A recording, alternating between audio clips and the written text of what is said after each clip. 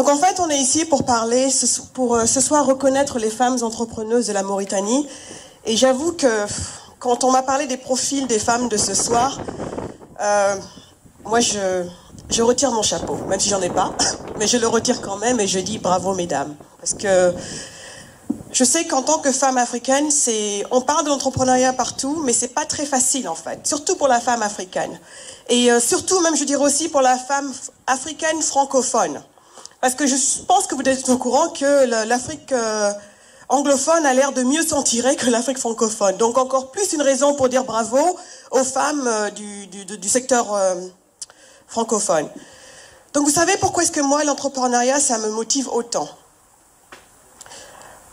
Je pense qu'on est tous au courant que sur notre continent, on a un gros problème de chômage, surtout de chômage chez les jeunes.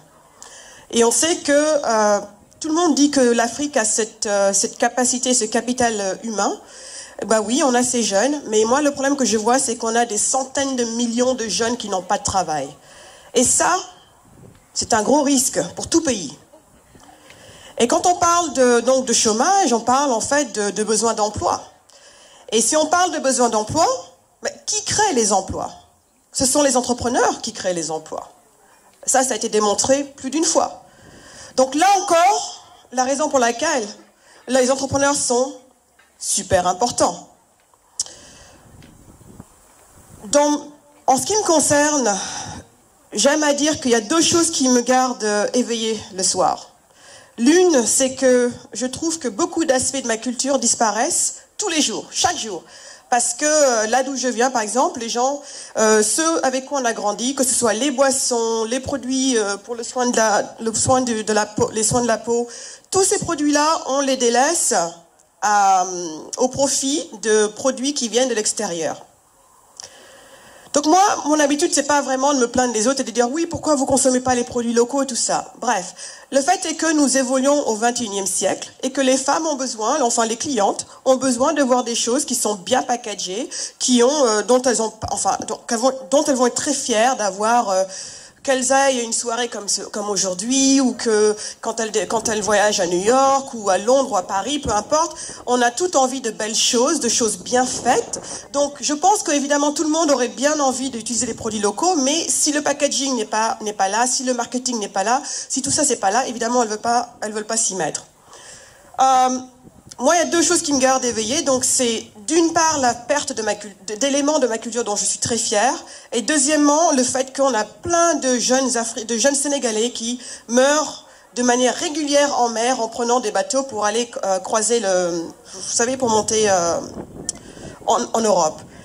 Et ça, c'est ce qui m'a vraiment dérangée. C'est ce qui m'a fait faire, ce que je fais actuellement.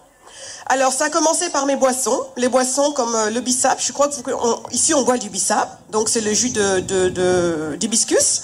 Et donc, ce que je me suis dit, je veux absolument remettre ce jus d'hibiscus sur le marché. Donc, sur le marché mondial.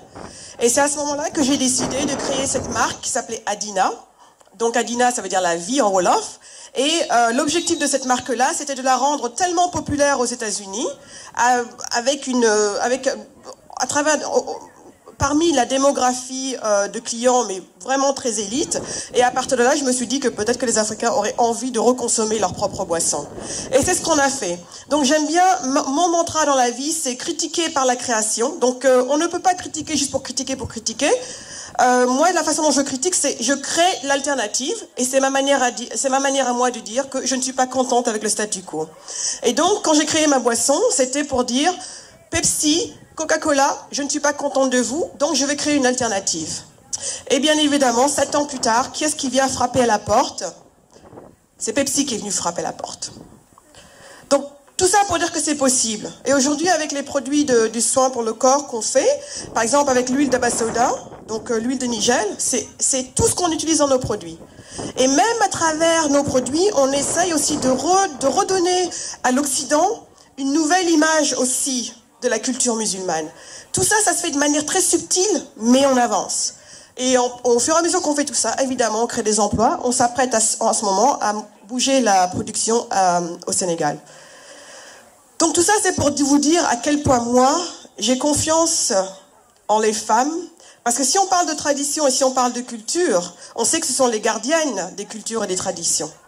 Et maintenant, si en plus elles ont compris qu'il faut qu'elles créent des sociétés qui intègrent leur culture, là, moi je dis, on a tout compris. Parce que c'est ça qui va créer ces emplois-là. Et chacune d'entre elles qui va s'y mettre, chacune d'entre elles va créer des dizaines d'emplois. Ces dizaines d'emplois-là, ensemble, vont recréer des centaines de milliers d'emplois. Et c'est comme ça qu'on va s'en sortir. Donc, moi, je vous regarde et je vous dis, bravo. Je sais que c'est vraiment pas facile. Mais vous prouvez à tout le monde que c'est possible si on s'y met. Donc, je vais pas aller plus loin que ça. Ça m'émeut toujours quand je parle de femmes africaines entrepreneuses. Tout ce que j'ai à dire, c'est mesdames, bravo. Et bonne soirée à vous. Je pense que vous l'avez mérité. Et encore une fois, merci de l'accueil.